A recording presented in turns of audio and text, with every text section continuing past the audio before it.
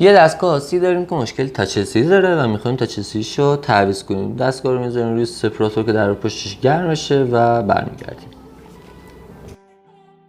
تیغ رو زیر در پشت قرار میدیم و مقدار فاصله میدیم که بعد از اون بتونیم با استفاده از پیک چسبندگی زیر در پشت رو از بین میبریم. حواسمون هم باشه که پیکمون بیشتر از 1 سانت زیر در پشت فرو نره، چون ممکن به فلت شارژ آسیب برسونیم.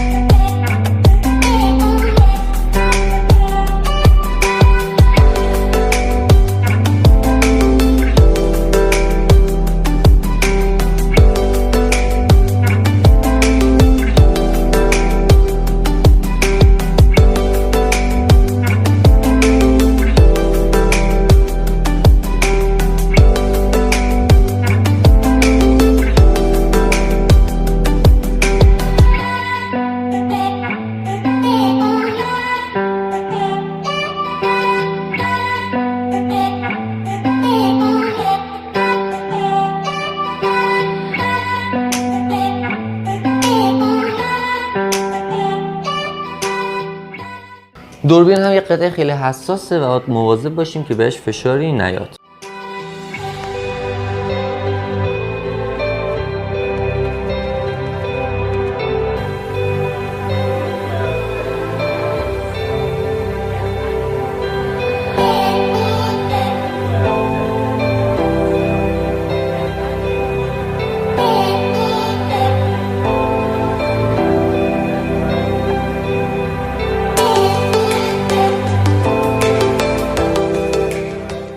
بعد از باز کردن قاب اولین مرحله جدا کردن کانکتور باتریه. چرا؟ چون باید اول از همه جریان رو از روی مدار قطع کنیم و بعدش به کارمون ادامه بدیم.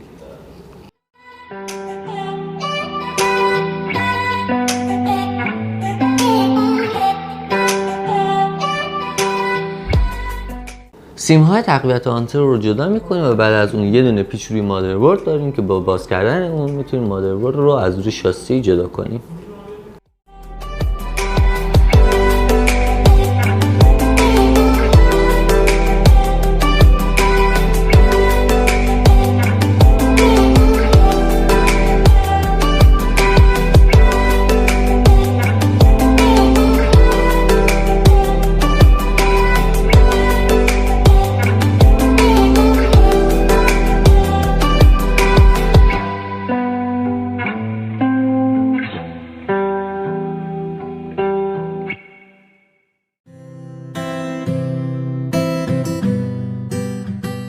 اکثر قطعات روی شاسی مقداری چسب زیرشون دارن و اگر که به راحتی جدا نمیشن میتونیم با استفاده از سپراتور یا مقداری تینر اونها رو از روی شاسی جدا کنیم که بهشون آسیبی نرسه.